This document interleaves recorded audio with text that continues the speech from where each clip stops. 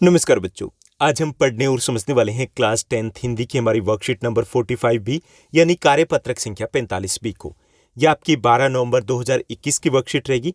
आज की इस वर्कशीट में हम व्याकरण में अभ्यास करेंगे वाच्य का। वाच्य क्या होते हैं कि वाच्य से हमें पता चलता है कि एक वाक्य में भाव प्रधान है, कर्ता प्रधान है या फिर कर्म प्रधान है। यानी कि वाक्य होते हैं और वाक्य में हमें ये पहचानना होता है कि उसमें प्रधान कौन है, कर्ता के अनुसार कार्य हो रहा है, क्रम के अनुसार कार्य हो रहा है या फिर वहां पर भाव की प्रधानता है, तो उसे हम वाच्य कहते हैं। तो इसी के आधार पे वाच्य होते हैं वो 3 प्रकार के होते हैं। कितने प्रकार के होते हैं? 3 प्रकार के। पहला हो गया कृत्रिवाच्य जिसमें कर्ता प्रधान होता है। ओके, कृत्रिवाच्य जिसमें कर्ता प्रधान हो गए। दूसरे हो गए आपके क्रमवाच्य जिसमें क्रम की प्रधानता होगी। तीसरा हो गया आपका भाववाच्य जिसमें भाव की प्रधानता होगी। ओके, अब इसको करेंगे कैसे, सॉल्व कैसे करेंगे? वैसे इसका एक वीडियो मैं कल आपको दे दूंगा जिसमें हम डिटेल में डिस्कस करेंगे पहचान क्या होगी। जो कृत्रिवाच्य है इसमें जैसे राम ने रावण को मारा। अब यहां देखिए सीधे तौर पे पता चल रहा है ना कि इसमें कर्ता है वो प्रधान है। ओके, तो ऐसे जो वाक्य होते हैं उसमें कर्ता का सीधे तौर पे पता चल जाता है। सबसे पहले तो आपको देखना है कोई वाक्य मिले तो देखिए क्या उसमें कर्ता काम कर रहा है, कर्ता ही प्रधान है, तो वो पहचान में आ जाएगा। तो उसको आप अलग कर सकते हो कृत्रिवाच्य। अब बात आती है कि क्रमवाच्य को कैसे पहचानेंगे। क्रमवाच्य जो होता है उसमें द्वारा शब्द का प्रयोग किया जाता है। क्या किया जाता है? बहुतायत। ओके, 99% द्वारा शब्द होता है। अगर द्वारा शब्द है इसका मतलब वो क्रमवाच्य है। ठीक, समस्या हल हो गई।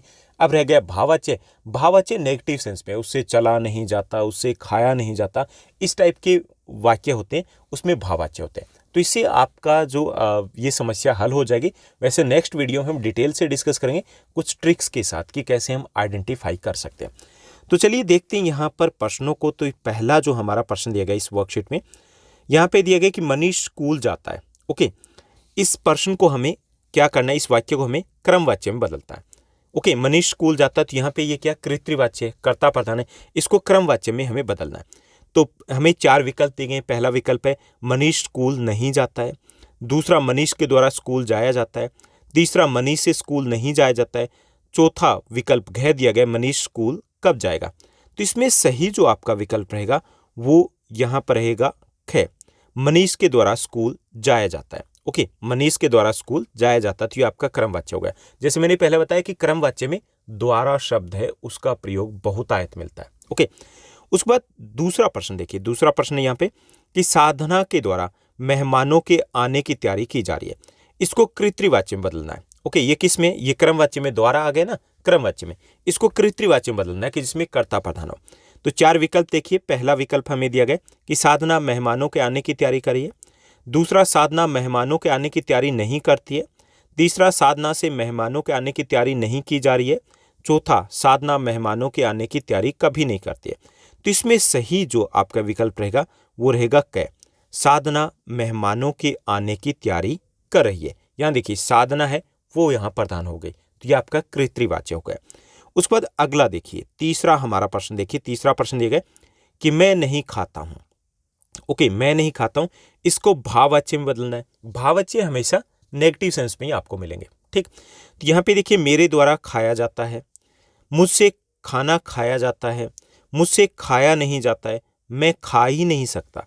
तो इसमें सही जो आपका विकल्प रहेगा वो गैर रहेगा, मुझसे खाया नहीं जाता। एक बात ये भी ध्यान रखिए कि जो सेंस है जब हम बदलेंगे तो उसका अर्थ है वो नहीं बदलना चाहिए। ठीक, अर्थ वो वही का वही रहेगा। तो जैसे यहाँ पे दिया गया मेरे द्वारा मुझसे खाना खाया जाता है और मेरे द्वारा खाया जाता है, तो ये तो अर्थ को ही चेंज करे ना, तो ये तो हो ही नहीं सकते क्योंकि हमें जब बदलेंगे तो अर्थ वो सेम ही रहना चाहिए। तो यहाँ पे मुझसे खाया नहीं जाता ये आपका भाववाच्य हो जाएगा, ये आपका सही विकल्प रहेगा। उसके बाद चौथे प्रश्न को देखिए। चौथा हमारा प्रश्न दिया गया कि शिल्पकार कलाकृति बनाता है। शिल्पकार क्या करता है? कलाकृति बनाता है, इसको क्रमवाच्य में बदलना है। तो पहला विकल्प दिया गया शिल्पकार कलाकृति नहीं बनाता है। दूसरा, शिल्पकार के द्वारा कलाकृति बनाई जाती है। तीसरा विकल्प है शिल्पकार ने कलाकृति नहीं बनाई है। चौथा विकल्प है शिल्पकार से कलाकृति बनाई नहीं जाती है। तो इसमें सही जो आपका विकल्प रहेगा वो आपका ख रहेगा, शिल्पकार द्वारा कलाकृति बनाई जाती है। क्योंकि द्वारा आ गया तो ये आपका क्रमवाच्य हो गया। पांचवें प्रश्न को देखिए। पांचवा हमारा प्रश्न रहेगा कि विद्यार्थियों द्वारा मॉडल बनाए गए हैं। विद्यार्थियों द्वारा मॉडल बनाए गए, इसको कृत्रिवाच्य में बदलना है। ये कौन सा वाच्य है? यहाँ पर ये क्रमवाच्य दिया गया। तो यहाँ पे विद्यार्थियों द्वारा मॉडल नहीं बनाए गए, या तो अर्थ ही बदल गया। दूसरा, विद्यार्थी मॉडल नहीं बनाते, यहाँ पे भी अर्थ बदल गया। विद्यार्थियों ने मॉडल बनाए और कह दिया गया विद्यार्थियों ने मॉडल क्यों बनाए, यहाँ पे भी अर्थ ही चेंज हो गया। तो इसमें सही जो आपका विकल्प रहेगा वो रहेगा गए, विद्यार्थियों ने मॉडल बनाए, ये आपका हो गया कृतवाच्य। ओके, तो ये थे हमारे पहले 5 प्रश्न। अब हम छठे प्रश्न को देखते हैं। छठा प्रश्न है कि अपनी पसंद के 5 वाक्य लेकर के उन्हें वाच्य के तीनों भेदों में बदलना है। 5 वाक्य सेम ही हमारा कृतवाच्य होना चाहिए, उसी को हमें क्रमवाच्य में बदलना है, उसी को हमें भाववाच्य में बदलना है। तो चलिए इस प्रश्न को भी हम हल करते हैं। तो यहाँ पर अपनी पसंद के 5 वाक्य हमने लेने हैं और उनको बदलना हमने वाच्य के तीनों रूपों में। तो सबसे पहले हम कृतवाच्य में लेंगे, कलाकार मूर्ति गढ़ता है। ठीक, अब क्रमवाच्य में क्या हो जाएगा, कलाकार द्वारा मूर्ति गढ़ी जाती है। वह पत्र लिखता है, उसके द्वारा पत्र लिखा जाता है। प्रशांत ने पुस्तक पढ़ी, प्रशांत द्वारा पुस्तक पढ़ी गई। ओके, ये क्रमवाच्य हो जाएगा। दादी कहानी सुनाएगी, दादी द्वारा कहानी सुनाई जाएगी, ये आपका क्रमवाच्य हो गया।